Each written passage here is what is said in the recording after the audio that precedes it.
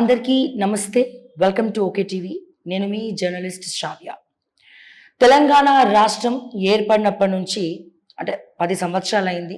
2014 సంవత్సరానికి ముందు ఉమ్మడి ఆంధ్రప్రదేశ్గా ఉన్నప్పుడు మన తెలంగాణ అప్పు ఏదో వేల కోట్లలో ఉండేది. మిగులు బడ్జెట్ కూడా ఉండింది అప్పుడు. ఉమ్మడి ఆంధ్రప్రదేశ్ అప్పు. ఎప్పుడైతే తెలంగాణ రాష్ట్రం ఏర్పడిందో అఫీషియల్గా గత 10 సంవత్సరాలలో చాలా అప్పు చేశారు గత ప్రభుత్వం. లేకపోతే చాలా రకాల కాంట్రవర్సీస్ వస్తూ ఉన్నాయి. దాదాపు అఫీషియల్గా 4 లక్షల కోట్లు, అన్అఫీషియల్గా 7 లక్షల కోట్ల అప్పు ఉంది. ఇప్పుడు ప్రభుత్వం మారిన తర్వాత వీళ్ళు కూడా అప్పు చేసుకుంటూ వెళ్తూ ఉన్నారు తప్ప దానికి ఒక రిజల్ట్ లేదు, ఒక సొల్యూషన్ లేదు. అసలు ఈ అప్పులు చేయడం వల్ల ముందుగా నష్టపోయేది ఎవరు? దీని నుండి మనల్ని మనం ఎట్లా బయటపడేసుకోవాలి? ఈ అన్ని విషయాల గురించి మనతో మాట్లాడడానికి ఫైనాన్షియల్ అనలిస్ట్ అనిల్ కుమార్ బచ్చు గారు ఉన్నారు. మొట్టమొదటిసారి ఓకే టీవీ ప్లాట్ఫామ్లో ఇంటర్వ్యూ ఇవ్వబోతున్నారు. సార్ నమస్తే అండి. నమస్తే. ఎలా ఉన్నారు?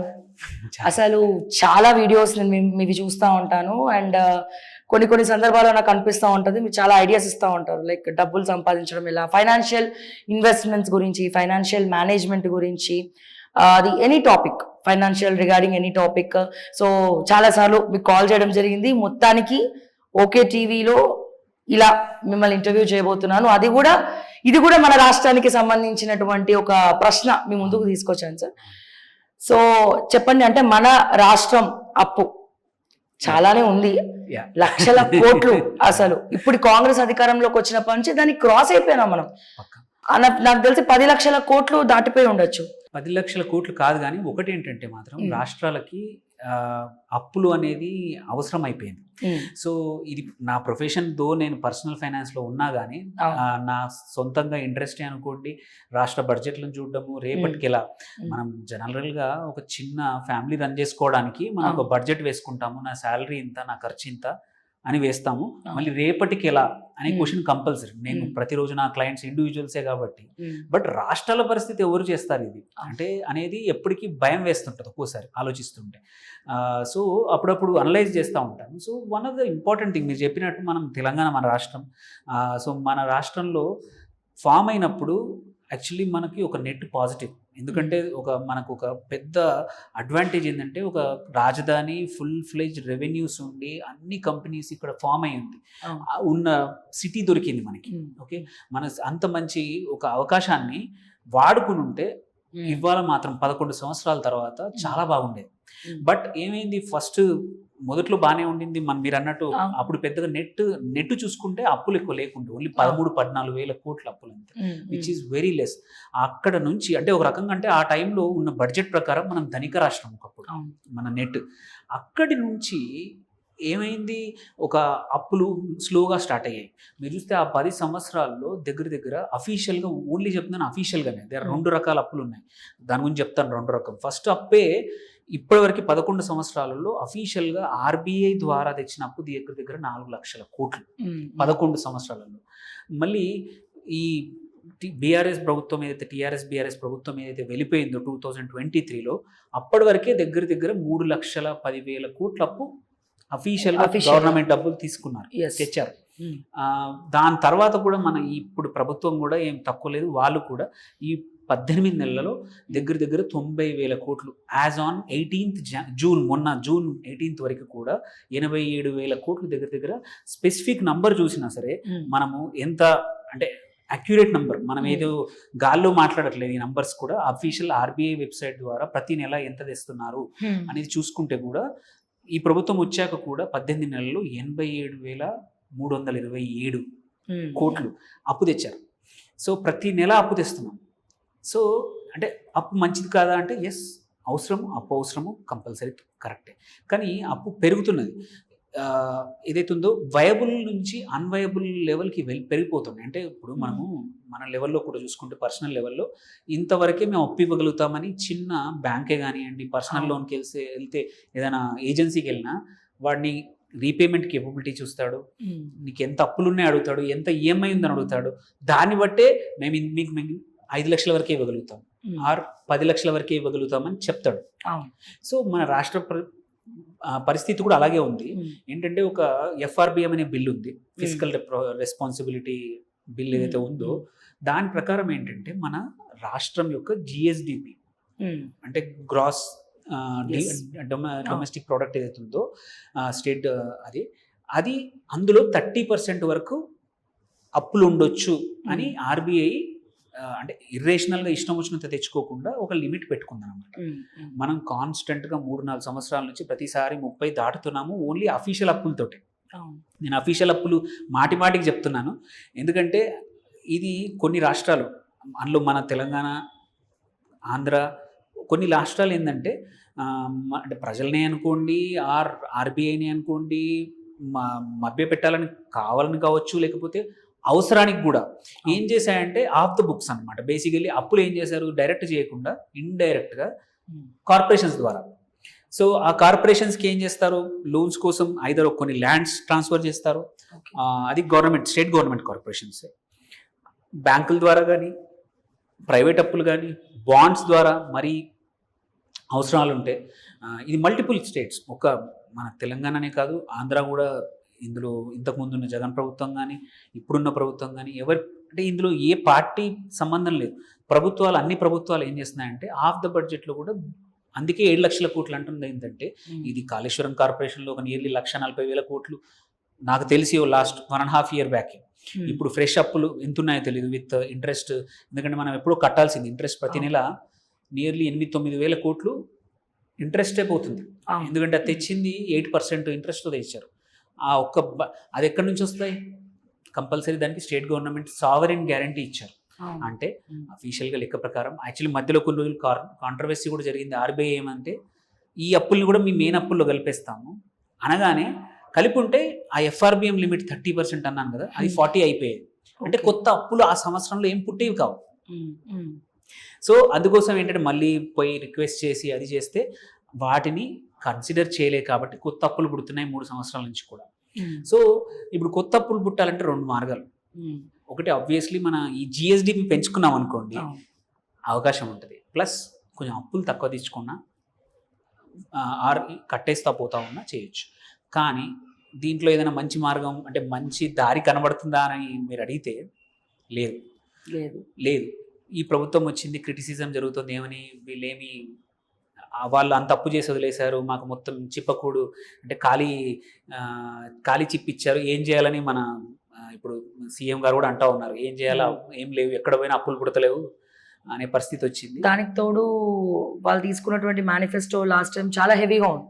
అది నెక్స్ట్ పార్ట్కి వద్దాం, అది చాలా ఇంట్రెస్టింగ్ పార్ట్. అక్కడ అందరి తప్పు ఉంది, అది దగ్గర కూడా వద్దాము. దానికన్నా ఉంది అప్పుల గురించి మాట్లాడి అది చాలా ఇంపార్టెంట్. సో ఇక్కడ ఈ అప్పులు ఏమైంది, వాళ్ళు తెచ్చేశారు అక్కడ 6.5-7 లక్షల కోట్లు, దగ్గర 6.98 lakhs. వెన్ కాంగ్రెస్ ప్రభుత్వం ఎప్పుడైతే చెప్పిందో అది నిజమే. అంటే వీళ్ళు బీఆర్ఎస్ లేదు 4.5 లక్షలే ఉన్నాయి అంటారు. ఎస్, 4.5 లక్షల అఫీషియల్ నంబర్స్ ఉన్నాయి. మిగిలిన కార్పొరేషన్లు ఒక కాళేశ్వరందే గాను వేరే కార్పొరేషన్లలో ఎగ్జాంపుల్ మన మెడికల్ హాస్పిటల్స్ కోసం తెచ్చిన అప్పులే కానీ ప్రతి దగ్గర అప్పులే. అండ్ ప్రాబ్లం ఏంటంటే అప్పులు చెడు కాదు. చాలామంది అడగచ్చు, రేపు నన్ను అడుగుతారు అప్పులు ఎందుకు నీకు లేవా అప్పులు అంటే, నాకు ఉన్నాయి, ప్రతి ఒక్కరికి ఉన్నాయి. అప్పులు తీసుకొచ్చినప్పుడు 2 రకాల అప్పులు. ఒకటి టెంపరీగా వాడుకొని నాకు ఎటువంటి డెవలప్మెంట్ అవ్వట్లేదు, నా ఖర్చుల కోసం నా అవసరాల కోసం తీసుకున్నాను తీర్చేయడం. ఇంకో అప్పు ఉంటుంది మంచి క్లాస్, ఏంటంటే మనం ఇల్లు కొన్నాము, ఒక యాసెట్ కోసం అప్పు తీసుకున్నాము, అది కూడా అప్రిషియేటింగ్ యాసెట్, నా అప్పు ఉంది బట్ ఇల్లు గ్యారంటీ ఉంది. నేను ఇల్లు ₹1,00,00,000 అది నేను నా 30 లక్షలు 20 లక్షలు చేతి నుంచి కట్టాను, మిగిలిన 40-50 లక్షలు 60 లక్షలు అప్పు తీసుకున్నాను. నాకేమైనా ఇబ్బంది వచ్చినా ఇల్లు అమ్మినా బ్యాంకర్ ఎవడైతే ఉన్నాడో వాడికి అప్పు తీరిపోతుంది. Okay that is like equivalent term. ఏంటంటే మన రాష్ట్రాలకి ఏంటంటే పర్సనల్గా డెవలప్మెంట్ అప్పులు అంటాం. సో డెవలప్మెంట్ కోసం ఏదైనా కొత్త చేయడానికి కానీ దాని డెవలప్మెంట్ వల్ల ఏంటంటే రెవెన్యూస్ పెరగాలి, జిఎస్డిపి పెరగాల, ఆ రెవెన్యూ పెరగాల, స్టేట్ మొత్తం వెల్త్ పెరగాలి, at the same time revenues పెరిగాయి అనుకోండి ఈ అప్పుల వల్ల వచ్చే దాని వల్ల కూడా కట్టచ్చు. బట్ ఇప్పుడు మన 10 సంవత్సరాల్లో జరిగింది ఏంటంటే ఎస్ జిఎస్డిపి పెరిగింది, అది దేనివల్ల అనేది అదొక సపరేట్ క్వశ్చన్. బట్ పెరిగింది థ్యాంక్ఫుల్లీ ఎవ్రీ ఇయర్ మనకు 10, 12, 13% కూడా పెరిగింది. నేషనల్ యావరేజ్ 8-9 ఉంటే కన్సిస్టెంట్గా బీట్ చేస్తూ వచ్చాము. One of the major reason ఏంటంటే మనకు హైదరాబాద్ లాంటి క్రౌన్ జ్యువెల్ క్యాపిటల్ మంచి సిటీ ఉంది. థ్యాంక్ఫుల్లీ వేరే సిటీస్లో లాగా కాస్మోపాలిటన్ నేచర్ మన దగ్గర ఉంది కాబట్టి అందరూ వచ్చిన వాళ్ళందరినీ మనము ఆదరిస్తున్నాము, మనం అందరితో కలిసిపోతున్నాము. సో అంత పెద్దగా ఇబ్బందులు పెట్టట్లేదు కాబట్టి ఫ్రీగా చాలామంది వస్తున్నారు, కంపెనీలు పెట్టుకుంటున్నారు, వాళ్ళ బిజినెస్ వాళ్ళు చేసుకుంటున్నారు. మన నేచర్ ఆఫ్ మన తెలుగు ప్రజలదే అనుకోండి, తెలంగాణ వాళ్ళకు కూడా మంచి ఫ్రెండ్లీగా ఉండడం వల్ల మనకి ఎటువంటి ఇబ్బంది లేకుండా కాస్మోపాలిటన్ నేచర్తో ఇలాగే పెరుగుతున్నాము. ఈ బంగారు గుడ్డు లాంటి మన హైదరాబాద్ ఉంది కాబట్టి మనకి మీరు చూసుకుంటే మన 3 జిల్లాలే. పాత జిల్లాలు చూసుకుంటే 2, మన హైదరాబాదు, రంగారెడ్డి. ఇప్పుడు ఏంటంటే కొత్త జిల్లాల ప్రకారం చూసుకుంటే హైదరాబాదు, మళ్ళీ రంగారెడ్డి, ఇటు మేడ్చల్, మల్కాజ్గిరి, అటు బార్డర్లో ఇవి ఉన్నాయి. గ్రేటర్ హైదరాబాద్ ఉందో అదే మేజర్ మనకి ఏమంటారు రెవెన్యూ కానివ్వండి, మన ఇప్పుడు వెల్త్ క్రియేషన్లో కానివ్వండి. మళ్ళీ పాత జిల్లాలు ఏవైతే ఆదిలాబాద్ పాత జిల్లా కానీ, ఖమ్మం కానీ, నల్గొండలో కానీ, మహబూబ్నగర్లో స్టిల్ యావరేజ్ తీసుకుంటే తక్కువనే ఉంది ఇన్కమ్ కూడా. ఈ 4-5 జిల్లాలే. ఎస్పెషల్లీ ఇప్పుడు చూసుకుంటే మన రంగారెడ్డి జిల్లా, మన గ్రేటర్ హైదరాబాద్లోని జిల్లాలు నేషనల్ లెవెల్లో కూడా నంబర్ 1, నంబర్ 2 ఉన్నాయి. అంటే కొన్ని ముంబై లాంటి జిల్లాలు, ముంబై మళ్ళీ ఢిల్లీ లాంటి పెద్ద నగరాల్లోంచి వచ్చిన వాటికన్నా కూడా ఈ మన హైదరాబాద్ సరౌండింగ్ ఉన్న కొన్ని జిల్లాలు హైదరాబాద్ హెడ్ ఉంది. ఎందుకంటే వెల్త్ క్రియేట్ అవుతుంది. ఆ వెల్తే మనకి హెల్ప్ చేస్తోంది. ఈ జిఎస్డి పెరుగుతుంది, మనం అప్పు తెచ్చుకున్నాం. కానీ ఏమైందంటే ఈ అప్పులు నిరర్ధకమైన ఆస్తుల కోసం ఎటువంటి చేయకుండా దానికోసం లక్షల కోట్లు మనం వేస్ట్ చేసాం. అదే అలా కాకుండా లాంగ్ టర్మ్ ఏమంటారు విద్య కోసం కావచ్చు, హెల్త్ కోసం కావచ్చు, వేరే ఎందుకంటే ఈ 2 మేజర్. యాక్చువల్లీ మీరు చూస్తే బయట ఖర్చులు చూసుకున్న ఇండివిజువల్ మనుషులను అడగండి ఎవరినైనా, 2 మాత్రం అదుపు లేని ఖర్చులు పోతున్నాయంటే ఒకటి విద్య, ఇంకోటి వైద్యం. వీటి మీద మన 2 ఇప్పుడున్న ప్రభుత్వం కానీ ఇంతకుముందు ఉన్న ప్రభుత్వం కానీ నేషనల్ యావరేజ్ కన్నా, నేషనల్ యావరేజ్ అంటున్నాను నేను, లెట్ అస్ నాట్ ఈ స్టేట్ మంచిది ఆ స్టేట్ మంచిది అని పక్కన పెట్టండి. 2 చోట్ల మనం తక్కున్నాం ఖర్చు. అంటే ఏవైతే కొన్ని థింగ్స్ ప్రజలు ఇబ్బందులు పడుతున్నారో, ఇప్పుడు బయటికి వెళ్తే ఇయర్ ఆన్ ఇయర్ మనం తీసుకుంటే మనము ద్రవ్యోల్బణం అంటాం, ఇన్ఫ్లేషన్ టోటల్ జనరల్గా సెంట్రల్ గవర్నమెంట్ క్యాల్కులేట్ చేసేది, ఆర్బీఐ క్యాల్కులేట్ చేసేది ఏంటంటే రోజువారీ అవసరాలవి అవి గ్రాస్ కొన్ని ఇంపార్టెంట్ థింగ్స్ చేసుకుంటే వన్ ఆఫ్ ద లోయెస్ట్ ఉంది ఇవాళ. ఏంటంటే 3% దగ్గరే ఉంది. బట్ అది నిజం కాదు. దట్ డజంట్ రిఫ్లెక్ట్ నిజంగానే ఆ ఇన్ఫ్లేషన్ ఏంటంటే ఫుడ్ బేసిక్ థింగే. బట్ మనకు కావాల్సిన స్కూల్లోకి ఫీజులు కానివ్వండి, ఆర్ హాస్పిటల్ అవసరం వస్తే హాస్పిటల్కి వెళ్తే ఖర్చులు మాత్రం 15% పెరుగుతున్నాయి. 3% ఎక్కడ, 15% ఎక్కడ. Last year ₹1,00,000 surgery, next year 1,15,000. Last year 60,000 కట్టిన ఫీజు ఇవాళ నియర్ 70,000-72,000 వెళ్తుంది. అంటే 15% per annum పెరుగుతుంది. అంత ద్రవ్యోల్బణం ఉన్నప్పుడు అట్లాంటి సెక్టర్లో పెట్టుంటే మనకి ప్రజలకి ఏంటంటే చేతులు అక్కడ ప్రైవేట్ స్పెండింగ్ కన్నా ఆ డబ్బులు ఉండడం వల్ల ఇంకొక మంచి పనికి వినియోగించే వాళ్ళము రాష్ట్రానికి ఉపయోగపడేది. కానీ ఇట్లా నిరర్ధక ఆస్తులు, ఇప్పుడు ఆ కాళేశ్వరం మంచిది వచ్చాడు అనేది సపరేట్గా పెట్టుకున్నా అంత అప్పు తీసుకొచ్చి కట్టడం, అదే మన దగ్గర ఉన్న డబ్బులతో ఒకటి ప్రాజెక్ట్ చేసుకొని ఇంకోటి చేసుకుంటే. ఇంతకుముందు ఏంటంటే మీరు ఇరిగేషన్ ప్రాజెక్టులు ఓవర్ ద ఇయర్స్ తీసుకుంటే లిమిటెడ్ అప్పు తెచ్చేవాళ్ళు, కట్టేవాళ్ళు. ఇప్పుడు లేకపోతే పెద్ద పెద్ద ప్రాజెక్టులు ఉండేవి కాదు. మన తెలంగాణ ఆంధ్ర కలుపున్న నాగార్జున సార్ కానీ, ఇటు పక్కన కింద శ్రీశైలం కానీ, పైన శ్రీశైలం అయినా పర్లేదు, వేరే ప్రాజెక్ట్స్ ఏవైనా సరే కొంచెం బడ్జెట్, కొంచెం అప్పులు తెచ్చేవాళ్ళు. ఇక్కడ ఏంటంటే అసలు బడ్జెటరీ చాలా కొంచెం, అది మనకు నంబరు తెలీదు, ఏమీ తెలీదు. సో అదొక గుదిబండ, అంటే గుదిబండ చేసి మన మీద వేసేసిపోయారు. దాని నుంచి రెవెన్యూస్ అయితే రావట్లేదు, ఎటువంటి నీటి బిల్లు లేదు ఆ ఏరియాలో. పోనీ ఏమైనా ఇండస్ట్రీలో వచ్చి ఇండస్ట్రీలు ఏమైనా పన్నులు కట్టి మనకు వస్తున్నాయంటే అది లేదు. సో వాటర్ అంత పెరిగింది అనుకున్నా మనము అన్ని వేల టీఎంసీలు, మనము అన్ని వందల టీఎంసీలు మనం లిఫ్ట్ చేస్తున్నాము. మనం వాడుకోవడానికి ఇండస్ట్రీలు కూడా సఫిషియెంట్గా ఆ జిల్లాలో లేవు. ఏ ఇండస్ట్రీలు వచ్చినా ఈ 4 జిల్లాల్లో మళ్ళీ మన చుట్టూతా ఇక్కడే జరుగుతున్నాయి. కానీ నీకు వాటర్ ఇప్పటివరకైతే దాని నుంచి అంత ఎక్కువ యూజ్ అవ్వలేదు. ఎక్సెప్ట్ ఎగ్జిస్టింగ్ ప్రాజెక్టులు స్టెబిలైజ్ అయ్యాయి, దట్ ఈస్ గుడ్. ఏమంటారు శ్రీరామ్ సాగర్ ఏదైతే నిండిపోయిందో, ఇసుకతో నిండిపోయిందో, వాటి వీటి వల్ల దాని కిందున్న ఏదైతే సాగు భూములు ఏవైతే ఉన్నాయో, ఇరిగేటెడ్ ల్యాండ్స్ ఉన్నాయో అవి స్టెబిలైజ్ అయ్యాయి, అది ఓకే. కానీ దానికి పెట్టిన ఖర్చుకి బ్యాలెన్స్ అవ్వట్లేదు, రిటర్న్ అసలు వస్తుందో లేదో కూడా తెలియదు. దాని ప్రతి సంవత్సరం అదొక పెద్ద అంటే అదొకటే కాదని కాదు, కానీ అది ఎట్లా చూపిస్తున్నామంటే అదొక పెద్ద అచీవ్మెంట్ కాదండి, అచీవ్మెంట్ కాదు. ఇట్స్ ఒక పెద్ద నెత్తి మీద మన ఫ్యూచర్ జనరేషన్ మీద ఒక రాయి వేసేసి వెళ్ళిపోయారు. ఎందుకంటే అది నడపాలంటే సంవత్సరానికి 20,000 కోట్లు కావాలి కరెంట్. ఓకే, పోనీ 20,000 కోట్లు పెట్టి రైతులు ఎంత పండిస్తున్నారా అంటే లెక్క ప్రకారం సపోజ్ 20,000 కోట్లు పెడుతున్నాము రైతులకే అనుకోండి, ఇండస్ట్రీస్కి అనుకోండి, ప్రజల అవసరాలకి వాటర్ తాగునీరే అనుకోండి, ఏవి ఇచ్చినా కానీ అట్లీస్ట్ ఒక 40,000 50,000 కోట్ల సంపద కానీ ఆ రెవెన్యూ కానీ గవర్నమెంట్కి వస్తే ఒక పద్ధతి ఉంది, దాని అప్పు తీర్చడానికి అవకాశం ఉంటుంది. ఇక్కడ ఫస్ట్ నువ్వు ఆపరేట్ చేయడానికే 20,000. మనం అప్పు గురించి పక్కన పెడుతున్నాము, అప్పు దాన్ని అసలు కట్టడం అది ఎవరు కడతారు? అది అవన్నీ మళ్ళీ రాష్ట్ర బడ్జెట్లోకి వచ్చి పడతాయి. ఓకే, సో అంటే ఆలోచన లేకుండా ప్రభుత్వాలు, గత ప్రభుత్వం చేసింది, ఇప్పుడున్న ప్రభుత్వం ఏంటంటే అంత అప్పు పుట్టే అవకాశం కూడా లేదు. మనం వేరే రాష్ట్రాలకి, మన జపాన్కి వెళ్ళాము, అన్ని చోట్ల ట్రై చేస్తున్నాము కొత్త అప్పులు ఎక్కడైనా వస్తాయని. ఎందుకంటే లిమిట్ మాత్రం ఇప్పుడు మనకి చాలా తక్కువ ఉంది. ఈ ఇయర్ 55,000 56,000 కోట్ల లిమిట్ ఉండింది. ఇది మన FRBM ప్రకారం ఎలిజిబిలిటీ దగ్గర చేసేసాం. డబ్బులు సరిపోట్ల, ల్యాండ్లు అమ్మడానికి ట్రై చేశారు, కొన్ని కుదిరినాయి, కొన్ని అవ్వలేదు. ఇంతకుముందు ప్రభుత్వం అదే చేసింది, వాళ్ళని తిట్టి వీళ్ళు అధికారంలోకి వచ్చి మొత్తం మా భూములు ఎట్లా అమ్ముతాము, ప్రజల భూములు ఎలా అమ్ముతాము, హైదరాబాద్ భూములు ఇలా అమ్మేస్తే రేపు ఎలా అని తిట్టిన వాళ్ళే వీళ్ళు అదే చేశారు.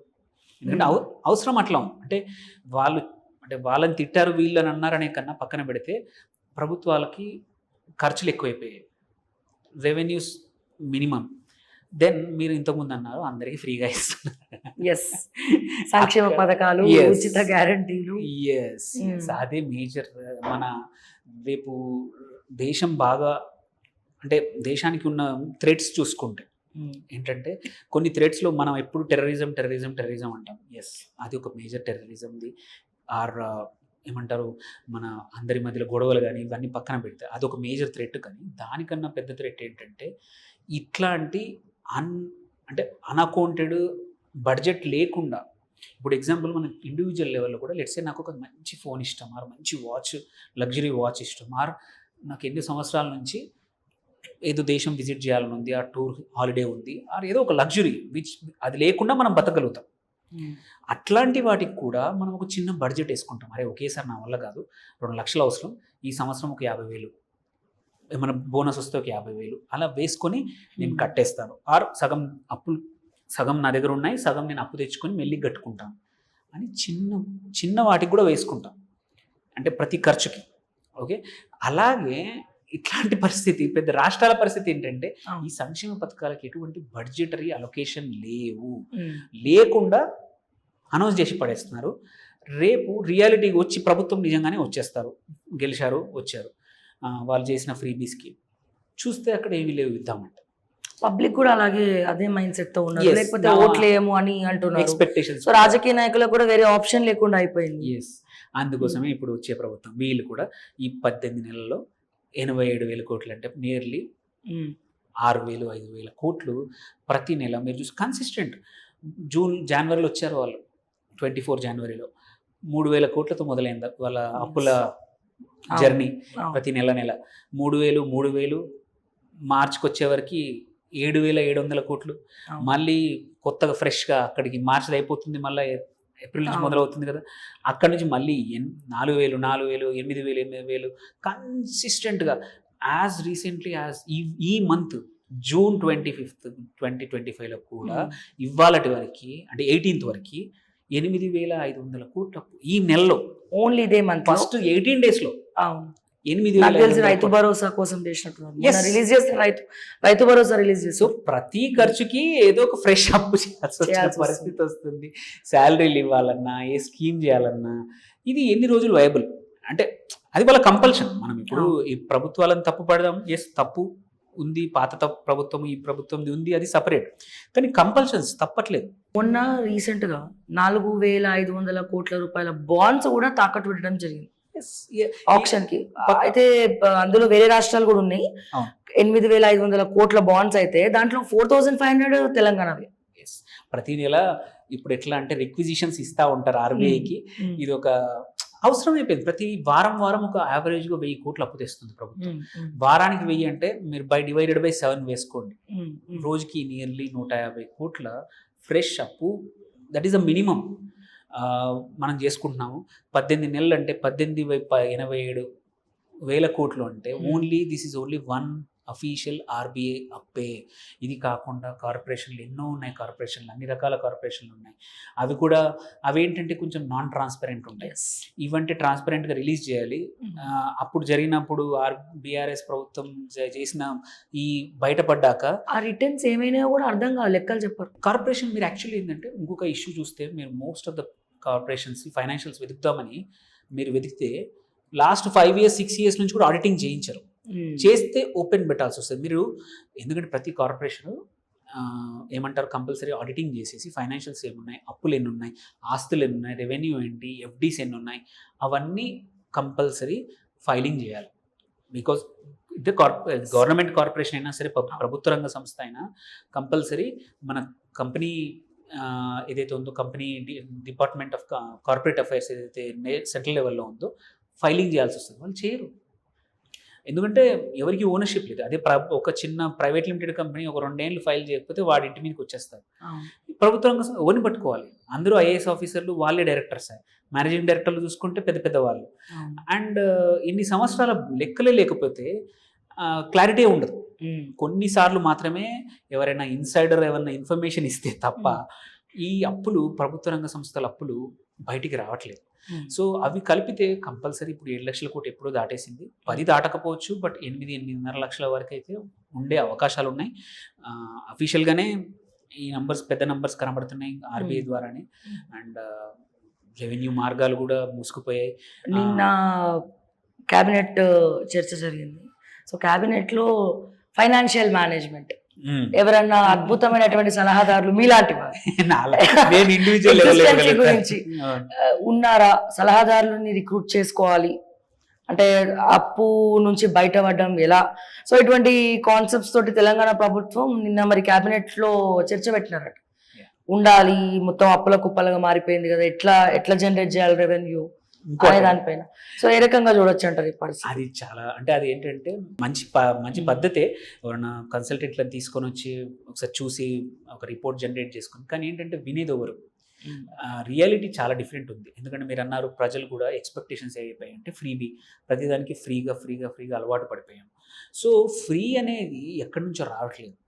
ఐదర్ ఇవాళటి మన ట్యాక్సుల ద్వారా కానీ, సెకండ్ ఏంటంటే మనం పెట్టే ఖర్చు ఇవాళ ప్రభుత్వం పెడుతున్న ఖర్చు, మీ పిల్లల మీద చేస్తున్న అప్పు మీరు చూసుకుంటే ఇప్పుడు వీళ్ళు వచ్చి కన్సల్టేషన్ ఏదైనా మంచి రిపోర్ట్ ఇస్తారు, కొంచెం ఈ ఏరియాస్ డెవలప్ చేయండి, ఇక్కడ రెవెన్యూస్ జనరేట్ చేయండి, ఫ్యూచర్ సిటీ అని ఇప్పుడు ఇంతకుముందు స్క్రాప్ చేసి కొత్తగా చేశారు, అక్కడ డెవలప్ చేస్తే ఏమైనా రియల్ ఎస్టేట్ రెవెన్యూస్ కానీ ఇప్పుడు అవి కూడా కొంచెం మోరాల్లెస్ కొంచెం స్పెక్యులేషన్ పోయింది ఈ ప్రభుత్వం వచ్చాక. ఇంతకుముందు అక్కడ నుంచి రెవెన్యూస్ కూడా అనుకున్నట్టు రావట్లేదు. అవి వచ్చుంటే ఏంటంటే ఆ రెవెన్యూస్ వల్ల ఈవెన్ వేరే ఎక్సైజ్ రెవెన్యూ కూడా పెరిగేది ఊళ్ళల్లో. అప్పుడు ఏమంటారు మనం చూసుకుంటే బీఆర్ఎస్ టైంలో ఎక్సైజ్ రెవెన్యూ ఇబ్బడిగా పెరిగిపోయింది. అది కూడా ఇప్పుడు ఇది ఉంటే అది కూడా వస్తుంది. ఆ రెండు పోయాయి, కొంచెం తగ్గిపోయినాయి, రెవెన్యూ ఆదాయం తగ్గింది. సో వాటి అంటే రిలేటివ్లీ తగ్గిపోయింది. Only consumption driven. ఏ రేంజ్లో పెరగాలో ఆ రేంజ్లో పెరగలేదు. ఎందుకంటే ఎవరు కూడా ధైర్యం చేయట్లేదు కొందామంటే హోప్ అయితే పోయింది. సో ఈ ట్రై చేస్తున్నారు, అది మంచిదే. బట్ ఇందులో మేజర్గా చూడాల్సిందంటే పబ్లిక్ పర్సెప్షన్ కూడా. ఎవరు కూడా రేపటికి ఇలా అని ఆలోచించట్లేదు. ఇవ్వాలేంటి, నాకు ఇవాళ ఎంత డబ్బులు వస్తున్నాయి, ప్రభుత్వం ఎంత ఇస్తుంది, నువ్వు ఇస్తేనే నేను ఓట్లు ఇస్తాను. అది ఏ పార్టీ కూడా కాదు. ఇటు కాంగ్రెస్ కావచ్చు, అటు ఇప్పుడు ఇంతకుముందున వైఎస్ఆర్సీపీ, ఇప్పుడు టీడీపీ కావచ్చు, ఇటు బీజేపీ కూడా కొన్ని రాష్ట్రాల్లో తప్పట్లేదు. మీరు చూస్తే మహారాష్ట్రలో కూడా లాడ్లీ బహనా ఏదైతే మధ్యప్రదేశ్ స్కీమ్ ఉందో అక్కడికి చేశారు. ఇప్పుడు కొత్త ప్లేసుల్లో కూడా చేస్తున్నారు, యూపీలో కూడా చేయబోతున్నారు. అంటే పార్టీలకు కూడా వాళ్ళు నో చెప్పుదామన్నా, బికాజ్ అన్ని పార్టీలు ఫ్రీగా అనౌన్స్ చేస్తున్నాయి, అవి చూసే ప్రజలు ఓట్లేస్తున్నారు. సో ఈ ఫ్రీబీస్ అనేది మోర్ డేంజర్. నేను ఇంతకుముందు అన్నాను ఒకటి, టెర్రరిజం కన్నా రేపు ఫ్రీబీసీ రాష్ట్రాలను కిల్ చేసే అవకాశాలు ఉన్నాయి. అవును 100%. ఎందుకంటే మీరు ఆల్రెడీ చూశారు, హిమాచల్ ప్రదేశ్ ఫైనాన్షియల్లీ చాలా bad position, Punjab financially survivable, Kerala చదువుకున్న వాళ్ళు అంటాం అదంటాం ఇదంటాం, బట్ మీరు ఆడ లిటరసీ అంటాం అదంటాం. అక్కడ చూడండి, మొన్న అప్పు ఆర్బీఐ అలో చేయట్లేదు, సెంట్రల్ గవర్నమెంట్ అలో చేయట్లేదు అని వాళ్ళు సుప్రీంకోర్టు దగ్గరికి వెళ్ళారు. అవును, ఎందుకంటే వాళ్ళు అప్పు ఇవ్వట్లేదండి. ఎంత దరిద్రమైనదంటే అంత చదువుకున్నా కూడా రాష్ట్రం కూడా వాళ్ళ రేపు ఫైనాన్షియల్ ప్లానింగ్ స్టేట్కి సరిపడా కరెక్ట్గా చేసుకోకుండా ఎఫ్ఆర్బిఎం లిమిట్లు దాటేసేసారు. సో రేపు అన్ని రాష్ట్రాల పరిస్థితి ఇలాగే రావచ్చు. ఏదైతే ఒక రేపటికి మంచి అనుకుని ఒక బిల్లు మంచిది చేసి దీన్ని ఒక లిమిట్స్ పెట్టి, లేకపోతే ఏంటంటే ఇలాగే రాష్ట్రాలు ఇలా చేస్తే సెంట్రల్ గవర్నమెంట్ కూడా చేతులు కట్టేసినట్టు. ఎందుకంటే మీరు చూస్తే రెవెన్యూ కూడా ప్రభుత్వాలు ఒక షేరింగ్ అగ్రిమెంట్ 60-40 అని వచ్చే రెవెన్యూని షేర్ చేస్తూ ఉన్నాయి. ఆ రెవెన్యూ మాత్రం కరెక్ట్ వస్తుంది. మీరు చూస్తే ప్రతి రాష్ట్రాలు వాళ్ళ సొంత రెవెన్యూ కొన్ని రాష్ట్రాలే సర్వైవ్ అవుతుంది. అందులో ఒక రకంగా తెలంగాణ మంచిది. నేను ఏమంటారు, రెవెన్యూ ఓన్ రెవెన్యూ అంటాము, అది కన్సిస్టెంట్గా మనకి నంబర్ బాగానే ఉంది. థ్యాంక్స్ టు నేను చెప్పిన మేజర్ రీజన్ ఏంటంటే మన హైదరాబాద్ నుంచి చాలా కంపెనీస్ ఉన్నాయి.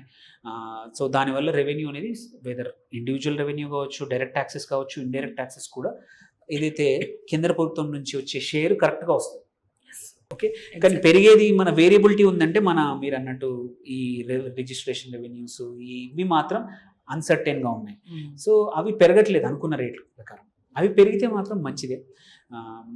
ఆన్ ద హోల్ మాత్రం ఒకటి మాత్రం నాకంటే ప్రజల యాటిట్యూడ్ మారాలి. సో ప్రభుత్వాలు ఫ్రీగా అందరికీ కాదు, ఎవరికైతే అవసరం ఉందో, సంక్షేమం మంచిది కాదు అనట్లేదు, సంక్షేమం ఇంపార్టెంట్. ఎందుకంటే ఒక సొసైటీలో అందరూ ఒకే రకంగా ఉండరు, అందరూ సొంతంగా కష్టపడి ఎర్న్ చేసే కెపాసిటీ ఉండదు. వృద్ధులు అయి ఉండొచ్చు, ఆర్ వితంతువులు అయి ఉండొచ్చు, ఆర్ హెల్ప్ లేని వాళ్ళు అయి ఉండొచ్చు, ఆర్ వికలాంగులు వీళ్ళు వాళ్ళైనా కానీ ప్రతి ఒక్కరికి కావాల్సిన సంక్షేమం, బేసిక్ సంక్షేమం ఉండాలి. కానీ ఈ అంటే అన్రీజనబుల్, నీకు పిల్లలు ఇంతమంది ఉన్నారు కదా ఇంత డబ్బులు వేస్తాను, ఆటో ఉంది కాబట్టి నీకు ఇంత వేస్తాను, ఆర్ నీకు ఇది టీవీ ఇస్తాను. ఎస్పెషల్ తమిళనాడు దరిద్రమైన పాలిటిక్స్ ఇది కాన్సెప్ట్ అక్కడి నుంచి వచ్చింది. సంక్షేమ పథకాలు సంక్షేమ పథకాల కన్నా కూడా ఫ్రీబీస్. సంక్షేమం అనండి, సంక్షేమం ఏంటంటే ఒక ఫ్రిడ్జ్ ఇస్తే సంక్షేమం ఏంటండి? లేదు, వాడికి అవసరం ఉంటే కొనుక్కుంటాడు. నువ్వు అనవసరమైన ఖర్చు పెంచుతున్నావు వాడికి ఫ్రిడ్జ్ ఇస్తావు, దాని తర్వాత కరెంట్ కావాలి, వాడు దాని తగ్గట్టు ఖర్చులు పెంచేస్తున్నావు. వాడికి ఒక బైక్ ఇస్తావు, పెట్రోల్ ఎవరు ఇస్తారు? సో లాట్ ఆఫ్ థింగ్స్ అంటే అవసరం లేని వస్తువులకి అలవాటు చేసి ఫ్రీగా ఇవ్వడం అనేది అది సంక్షేమం అస్సలు కాదు. దాని బదులు కేపబిలిటీ పెంచండి, మంచి చదువు ఇద్దాం, మంచి కాలేజీలు ఇద్దాం, మంచి స్కూల్స్ ఇద్దాం, మంచి ఎడ్యుకేషన్ ఇద్దాం, మంచి రోడ్లు ఇద్దాం. ఏదైనా బిజినెస్ చేయాలంటే ఒక చిన్న అమౌంట్ ఉంటుంది. ఇట్లాంటి స్కీములు పాజిటివ్గా వెల్త్ క్రియేట్ చేసే స్కీములు జనరేట్ చేస్తే మంచిది. కానీ ఎవరు ఫ్రీగా ఇస్తారు, ఎవరు ఎక్కువగా పథకాలు అనౌన్స్ చేస్తే వాళ్ళది అయిపోయింది. సో అండ్ అదేదో పెద్ద అచీవ్మెంట్ కాదు. ఎవరు డబ్బులు ఇస్తున్నారు?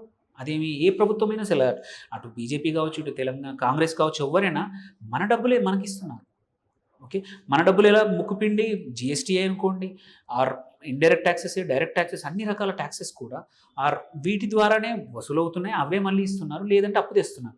ఆ అప్పు కూడా ఇంకొక మేజర్ అంటే డిస్కస్ చేద్దాం అనుకుంది ఏంటంటే, ఇంతకుముందు అప్పు 10 సంవత్సరాలు 12 సంవత్సరాలు అప్పు తెచ్చే ప్రభుత్వాలు అంటే మన జనరేషన్లోనే మనం తీర్చగలిగే అప్పులు అన్నమాట. ఇప్పుడు మారిపోయింది. మీరు అప్పుల ప్రొఫైల్ చూసుకుంటే 40%, 50% అప్పులు 20+ ఇయర్స్ ఉన్నాయి. ఇప్పుడు మన రాష్ట్రానికి ఇప్పుడు 8 లక్షల కోట్ల అప్పులు దగ్గర మీరు చూసుకుంటే 40% ఆఫ్ దట్ అప్పులు అంటే నియర్లీ 3.5-4 లక్షల కోట్లు 2045, 2050, 55కి ఎక్స్పైరీ అవుతుంది. అంటే ఎవరు మన పిల్లలు పెద్దగయ్యాక మన వాళ్ళకు అప్పులు ఇస్తున్నామా, వాళ్ళ నెత్తి మీద పడేస్తున్నాం. ఎందుకంటే అప్పటి బడ్జెట్ కట్టాల్సిందే, అప్పటి ప్రభుత్వం కట్టాల్సిందే. సో అండ్ ఇంకా దరిద్రం ఏంటంటే, ఎగ్జాంపుల్ అంటే ఇది అంటే పర్సనల్గా బ్యాడ్ డిసిషన్. ఎగ్జాంపుల్ ఓఆర్ఆర్ ఉందండి. ఈ ప్రభుత్వము ఎలక్షన్స్ టైంలో ఖర్చు పెట్టడానికి ఇంతకుముందున్న ప్రభుత్వం, ఇప్పుడు కరెంట్ ప్రభుత్వం కాదు, వాళ్ళ దగ్గర డబ్బులు లేక దాన్ని కూడా అమ్మి పడేశారు. అమ్మేసేసి ఒకేసారి తీసుకున్నారు. అది మీకు ఎలా రైట్ ఉందండి? అది రేపు ఫ్యూచర్ ప్రతి సంవత్సరము అది అలాగే ఉంటే ప్రభుత్వానికి 600 కోట్లు 700 కోట్లు ఒక రెవెన్యూ రూపంలో ఎవరైతే కన్సైనర్ ఎవరైతే నడుపుతున్నారో ఇచ్చేవాడు. దాని కన్సంప్షన్ పెరిగింది, ఓఆర్ఆర్ని ఎక్కువ వాడుకుంటున్నాం, రెవెన్యూ పెరిగేది, ఆ ప్రభుత్వంకి డబ్బులు వచ్చేది. సో నువ్వు ఫ్యూచర్ రెవెన్యూస్ కూడా అమ్మి పడేసాం. అవును. అంటే మంచి డిసిషన్స్ ఉన్నాయి కూడా ఎలా నాశనం చేయాలనేది అన్ని ఇది ఒక ప్రభుత్వమే కాదు, వీళ్ళు ఒక పార్టీ తప్పు కాదు, అన్ని పార్టీలు ఇలా స్మాల్ స్కేల్ ఇండస్ట్రీస్ ని డెవలప్ చేయొచ్చు, ఉపాధి కార్యక్రమాలు చేయొచ్చు, చాలా ఉన్నాయి. కేపబిలిటీ పెంచుకుంటే బాగుండేది. ఆర్ ఏమైనా ఇండస్ట్రీస్ కానీ మైనింగ్ కానీ, ఇప్పుడు దీనికి ఇదంతా బాగానే ఉంది, మీరు అన్ని బాగానే ఐడియల్గా చెప్తున్నారు, బట్ అప్పులు లేకుండా ఎలా అంటే కష్టం. ఎస్, ఫిజికల్లీ చాలా రెస్పాన్సిబిలిటీ ఉండాలి, ఎంత ఉందో అంతే బడ్జెట్లో అయినంత వరకు కొత్త అప్పులు తక్కువ చేసుకొని మినిమల్ ప్రతిదానికి ఒక ఎలిజిబిలిటీ క్రైటీరియా పెట్టుకొని ఎస్ ఒక 3-4 years 5 years కష్టమవుతుంది. అంటే అయితే ఇక్కడ పొలిటికల్ లీడర్స్ మొండితనంతో మీకు ఏం సంక్షేమ పథకాలు ఇవ్వము, కొన్ని మాత్రమే ఇస్తాము అని స్ట్రిక్ట్ గా నిర్ణయం తీసుకోవాలి, భీష్మించుకొని కూర్చోవాలి, ఇటు పబ్లిక్ అన్న మారాలి. పబ్లిక్ మారాలి, పార్టీలు కూడా ఏంటంటే మేము ఎఫిషియన్సీ పెంచుతాము, మేము ఫ్రీవీస్ అందరూ కూర్చోవాలి. ఇది ఎప్పుడు జరుగుతుందో తెలియదు, ఈ మూమెంట్ ఎప్పుడు జరుగుతుందో తెలియదు. ఆర్ మన సుప్రీంకోర్టు లాంటి వాళ్ళు ఏదైనా ఫోర్స్ చేస్తే తప్ప. మొన్న ఆల్రెడీ కొన్ని కామెంట్స్ కూడా వచ్చాయి 1-2 కేసుల్లో, మీ అప్పులు మీ టైంలోనే తీర్చేయాలి అనే కామెంట్ కూడా సుప్రీంకోర్టు చేసింది. హోప్ఫుల్లీ అది ఇంకొంచెం ఈ మూమెంట్ స్ట్రాంగ్ అయితే అప్పుడు ఈ దరిద్రం ఏంటంటే, ఈ అప్పుల దరిద్రం అనేది స్టేట్ దగ్గరే కాదు, ఈవెన్ చిన్న చిన్న కార్పొరేషన్లు కూడా పట్టుకుంది. వాళ్ళు కూడా కార్పొరేషన్ బాండ్స్ వాళ్ళు కూడా అప్పులు తేవడం మొదలుపెట్టేశారు. సో ఏమనంటే ప్రభుత్వ భూముల్ని ఏదైనా కార్పొరేషన్ కానీ ఆర్ దాన్ని తనఖా పెట్టడం, బ్యాంకుల దగ్గర అప్పులు తేవడం, విచ్ ఈజ్ నాట్ వయబుల్. ఇట్లాగే ఉంటే మాత్రం రేపు ప్రభుత్వానికి వచ్చే రెవెన్యూలో 2 ఉంటాయి ఎక్స్పెండిచర్. ఒకటి ఇంట్రెస్ట్, అప్పులు తీర్గట్టడం, సెకండ్ పెన్షన్స్, శాలరీస్. ఇప్పుడు ఆల్రెడీ కరెంట్గా చూసుకుంటే శాలరీస్ కూడా మోరాలెస్ అప్పు తెచ్చే కడుతున్నాం. ఒక నెల అప్పు తీయకపోతే రాష్ట్రానికి కష్టం, ప్రతి పథకానికి అప్పు తేవాల్సి వస్తుంది. అంటే రోజువారీ ఖర్చులకు ఆల్రెడీ అప్పు తెస్తున్నాం, ఎన్ని రోజులు సర్వైవ్ అవుతాం? సో ఇది ఒక స్టేట్ కాదు, ఇది నేను అంటే ఇప్పుడు అంటే ఓన్లీ తెలంగాణకే ఉందంటే కాదు, మల్టిపుల్ స్టేట్. ఆంధ్ర పరిస్థితి అదే, అక్కడ ఇంకెక్కువ ఉంది అప్పు, మనకన్నా ఎక్కువ ఉంది అప్పు. అక్కడ నియర్లీ 10 లక్షల కోట్ల నంబర్ యాక్చువల్లీ కరెక్ట్గా కార్పొరేషన్లు అన్నీ తీస్తే దగ్గర అంతా ఉండొచ్చు, అక్కడ పక్కా వస్తుంది. సో ఎందుకంటే వాళ్ళు కూడా సేమ్ మనలాగే అతి తెలివి ఎక్కువే, ఓన్లీ ప్రభుత్వ ఆర్బీఐ దగ్గర కాకుండా అన్అఫీషియల్గా కార్పొరేషన్ల ద్వారా కూర్చున్న దగ్గర నెలకి 12,000-20,000 వస్తున్నాయండి. సో ఎక్కడి నుంచి వస్తున్నాయి, జనరేట్ ఎట్లా అవుతుంది? ఇప్పుడు మంచి ఎగ్జాంపుల్ ఆపోజిట్ తీసుకుంటే, అంటే ఇట్లా మన దేశం పక్కన పెడదాం, మంచిది గవర్నమెంట్స్ అక్రాస్ ద వరల్డ్ కొన్ని కంట్రీస్ ఉన్నాయి. నార్వే అనుకోండి, సింగపూర్ అనుకోండి, ఇప్పుడు యుఏఈ అనుకోండి, సౌదీ అరేబియా అనుకోండి, ఆర్ ఈవెన్ కెనడా కూడా కొన్ని కంట్రీస్ ఏవైతే ఉన్నాయో, వాళ్ళ దగ్గర ఎప్పుడైనా రెవెన్యూస్ ఎక్కువ వచ్చినప్పుడు తీసుకెళ్ళి సావరెన్ ఒక ఆర్గనైజేషన్ తయారు చేసేసి, ఇన్వెస్ట్మెంట్ ఆర్గనైజేషన్ తయారు చేసేసి ఆ ఫ్యూచర్ కోసం ఎక్కడెక్కడో ఇన్వెస్ట్ చేస్తూ ఉన్నారు. నార్వే ఉంది, నార్వేకి ఆయిల్ ద్వారా, గ్యాస్ ద్వారా నార్త్ సీ అయితే ఉందో చాలా రెవెన్యూస్ వచ్చాయి ఒక 15-20 సంవత్సరాల నుంచి. ఇవాళ అవసరాల కన్నా ఎక్కువ వచ్చాయి. కావాలంటే వాళ్ళు ట్యాక్స్ ఫ్రీ చేయొచ్చు ప్రజల్ని, కానీ మీరు చూసుకుంటే మనకన్నా ఎక్కువ ట్యాక్సెస్ ఉన్నాయి ఇండివిజువల్గా. కాకపోతే అంత ట్యాక్సెస్ ప్లస్ రెవెన్యూస్ని కూడా ఏం చేశారంటే అడిషనల్ రెవెన్యూస్ని తీసుకెళ్ళి రేపటి కోసం సావరెన్ ఫండ్ పెట్టేశారు. సింగపూర్ కూడా అంతే, ఇండోనేషియా కూడా అంతే. సో ఈ కంట్రీస్ ఏం చేస్తున్నాయి, వచ్చే ఇప్పుడు గ్యాస్ రెవెన్యూస్ కానీ, ఇప్పుడు ఎగ్జాంపుల్ ఇట్లాంటివి మన మైనింగ్ రెవెన్యూ లాంటివి, ఇట్లాంటి ఫండ్లో చేసేసి రేపు అవసరాలకి మంచి ఇన్వెస్ట్మెంట్ చేసి మన అవసరం వస్తే దాని నుంచి కట్టే అవకాశం లేదు. ఎందుకంటే మనం తెచ్చే అప్పులతో ఏవి కూడా ఇట్లాంటి కొత్త మంచి రెవెన్యూ రావట్లేదు. సో ఎగ్జాంపుల్స్ ఉన్నాయి, మంచి ఎగ్జాంపుల్స్ వరల్డ్ వైడ్ ఉన్నాయి. అది శ్రీలంక కూడా ఇబ్బందులు ఉండింది కొంచెం, ఇప్పటికీ ఇంకా బయటపడాలి. మన దేశం హెల్ప్ చేశాము, శ్రీలంక పాజిటివ్ కాదు కానీ ఇబ్బందుల్లో ఉంది, వాళ్ళు ఇప్పుడు నేర్చుకుంటున్నారు, బయటకు వచ్చారు, పబ్లిక్ కూడా బయట. అట్లాంటి పరిస్థితి రేపు రాష్ట్రాలకు కూడా రావచ్చు. రేపు ఒక్కసారి అప్పు పుట్టకుండా శాలరీ లేవనుకోండి, గవర్నమెంట్ ఉద్యోగుల పరిస్థితి ఏంటి, పెన్షన్ మీద డిపెండ్ అయిన వాళ్ళ పరిస్థితి ఏంటి? ఆల్రెడీ మనం లాస్ట్ ప్రభుత్వం ఆంధ్రాలో చూసాం, శాలరీ లేట్ వస్తే టీచర్లకు కానీ వేళ్ళకు కానీ లోన్లు తీసుకోవాల్సిన పరిస్థితి వచ్చింది. సో అట్లాంటి పరిస్థితి రేపు అన్ని రాష్ట్రాల్లో అన్ని చోట రావచ్చు ఇఫ్ అప్పులు ఇట్లాగే పెరిగితే. సో మైండ్ సెట్ అనేది మీరు అన్నట్టు పాలిటీషియన్స్ ధైర్యం చేయాలి, నేను కొత్తగా అనౌన్స్ చేయను, దానివల్ల నేను మంచి ప్రభుత్వం రన్ చేస్తాను, ఎఫిషియెంట్గా రన్ చేస్తాను అని వాళ్ళు చెప్పాలి. ఇటు ప్రజలు కూడా ఎక్స్పెక్టేషన్ తగ్గాయి అనుకోండి, మా ఈ ప్రతి నెల ఇప్పుడు 4,000, 5,000, 6,000 కోట్లు మన రాష్ట్రం తెస్తుంది చూసారా. ఇది మన పేరు మీద కాదు, మన అంటే మీరు చూడండి 4,500 కోట్లు డివైడెడ్ బై మనది 4.5 కోట్ల పాపులేషన్ మంది. అంటే నెలకి పర్ హెడ్ ఎంత అప్పు పెంచుకుంటూ పోతున్నాము, నియర్లీ దగ్గర 1,000 రూపాయలు. 4.5 కోట్లు పాపులేషన్, 4,500 కోట్ల అప్పు. అంటే ప్రతి నెల మన అప్పు పెరుగుతా పోతుంది, 1,000 రూపాయలు పెరుగుతా పోతా ఉంది. అండ్ ప్రజెంట్ కాదు, ఫ్యూచర్ జనరేషన్స్ కట్టాలి, ఫ్యూచర్ మరో 30-40 సంవత్సరాలు. ఎస్, తప్పకుండా కట్టాల్సిందే. సో ఈ అప్పు అనేది ఒకవైపు ఇన్కమ్ పెరుగుతుందని happy, but at the same time income పెరిగినప్పుడు ఏంటంటే ఈ అప్పులు కూడా కొంచెం లిమిట్ అవ్వాలి, జిఎస్డిపి పెరగాలి, దట్ ఈస్ వెరీ గుడ్. దాని తగ్గట్టే ఈ అప్పులు ఆ లెవెల్లో పెరగకూడదు. దెన్ ఓన్లీ ఈ అప్పులు కొంచెం మేనేజబుల్ అయింది అనుకోండి, ప్రభుత్వాలకి బెటరు. రేపటి మన భవిష్యత్ పిల్లలు ఎవరైతే ఉన్నారో వాళ్ళు కూడా ఈ అప్పుల బాధ కాకుండా వాళ్ళకు కావాలి. ఇప్పుడు ఫెసిలిటీస్ ఇవ్వాలి, ఉన్నది తినేస్తా అంటే సరిపోదు, రేపు రోడ్లు కావాలి, వాళ్ళు రేపు బతకడానికి ఇల్లు కావాలి, అన్ని యాసెట్స్ కావాలి, ట్రాన్స్పోర్ట్ కావాలి, అన్నీ కావాలి వాళ్ళకు కూడా. సో మన భవిష్యత్తు అనేది, వాళ్ళ భవిష్యత్తుని మనము ఈ ఫ్రీబీస్ అనే దాంతో ఎక్స్పెక్ట్ చేసేసి రేపు వాళ్ళ భవిష్యత్తు తింటున్నాం. ఈ డబ్బులు మనకి ఎవరో ఇస్తలేరు, మన ఫ్యూచర్ తరాలు మాత్రం తిట్టుకునే పరిస్థితి వస్తుంది మన తరాన్ని. సో ఎక్స్పెక్టేషన్ తగ్గించుకొని ప్రభుత్వాలు, పార్టీల మీద కూడా కొంచెం ప్రెషర్ తగ్గిస్తే ఏంటంటే కొంచెం సెన్సిబుల్గా ఉంటుంది over period of time. So కానీ ఇటువైపు అంటే మీరు అడగచ్చు ఏదైనా జరగచ్చా అంటే, ఇప్పటికైతే లైట్ కనబడట్లేదండి. ఇక్కడ ఎవరు కూడా ఇంత ధైర్యంగా అంటే ఇది మనం తగ్గిద్దాము, ఈ అప్పులు తగ్గించేసి. ఎందుకంటే మనం ఇప్పుడు అమెరికాది అంటున్నాం కదా, America it self is in a mess. ఇప్పుడు వాళ్ళు చూసుకుంటే $40 ట్రిలియన్, 41-42 ట్రిలియన్ అప్పు ఉంది. అందులో ఇప్పుడు 35-36 ట్రిలియన్ ఈ సంవత్సరము రెన్యూవల్ అవుతుంది.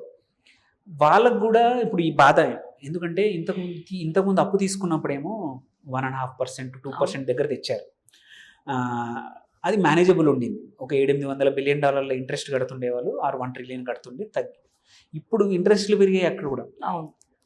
ఈ టైంలో రెన్యువల్ వస్తే వాళ్ళు సడన్గా 2-2.5 ట్రిలియన్లు అప్పులకి ఇంట్రెస్టే పోతే ఇంకా ప్రభుత్వం ఎలా నడుపుతారు, వాళ్ళది ఏ పరిస్థితి, అక్కడ కూడా ఇదే పరిస్థితి. సో ఏవైతే రాష్ట్రాలు కొన్ని అట్లని చెప్పి అన్ని రాష్ట్రాలు ఉందంటే కాదు, కొన్ని రాష్ట్రాలు రేపటికి ఆలోచిస్తున్నాయి. ఇట్లాంటి ఫ్రీబీస్కి అంత ఎక్కువగా టెంప్ట్ అవ్వట్లేదు. ఎగ్జాంపుల్స్ నేను చెప్పాను, ఎందుకంటే మళ్ళీ ఆ పార్టీ ఈ పార్టీతో సంబంధం లేదు. ప్రభుత్వం ఎవరిదైనా సరే లీడర్షిప్ స్ట్రాంగ్గా నమ్మి మీరు గట్టిగా ఎస్ నేను ఇంతే ఇస్తాను, సంక్షేమ పథకాలు చేస్తాను, ఆపను, ఇవి మాత్రం చేస్తాను, కానీ నేను రేపటి తరాలకు మాత్రం డబ్బుని మాత్రం ఇవాళ వాడను అని ఎవరైతే అంటారో, ఎస్ కొన్ని రోజులు పట్టొచ్చు, మీరు అధికారం రాకపోవచ్చు, బట్ అన్న వాళ్ళు మాత్రం పాపులర్ అయ్యే అవకాశాలు ఉన్నాయి. అది జరిగింది. ఎగ్జాంపుల్ గ్రీస్ తీసుకుందాం. గ్రీస్ ఒక 10 సంవత్సరాల క్రితము శాలరీలు కూడా కష్టంగా ఉండింది. సో గవర్నమెంట్ అందరి శాలరీలు తక్కువ చేసింది, అన్నీ ఉంది. ఇవాళ కొంచెం ఫైనాన్షియల్లీ బెటర్ అయింది. స్పెయిన్ ఇప్పుడు అదే పరిస్థితిలో ఉంది.